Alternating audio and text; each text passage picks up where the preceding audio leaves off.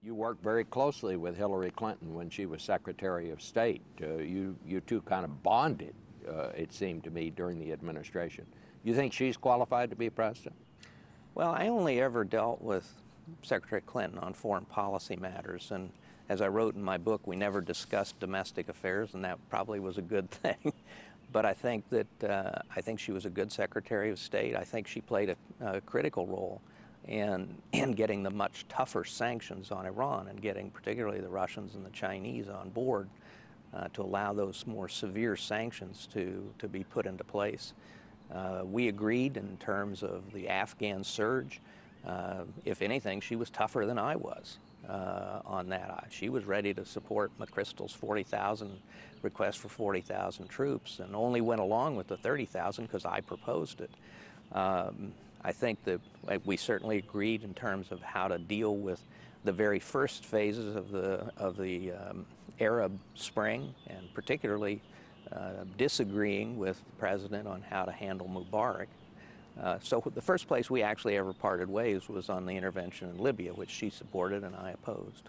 Does it bother you, this controversy that's sprung up around her about having her own server on the emails and deleting emails and all of that business? Well, I think it's a concern. I never used email for official business when I was when I was director of CIA, email was still in its infancy.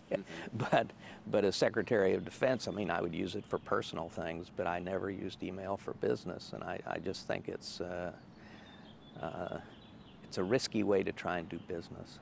And what about this controversy now over foreign governments contributing to the Clinton Foundation? And this went on while she was Secretary of State. Well, I don't know the details. I really only know what I've read in the press and so on. But I mean, the question is, did the foundation abide by the agreements that were made when Secretary Clinton became secretary, the agreements that were made with President Obama and his staff, or the president-elect and his staff? Were those agreements fulfilled? I think that's the key question, and it is an issue of appearances, at a minimum.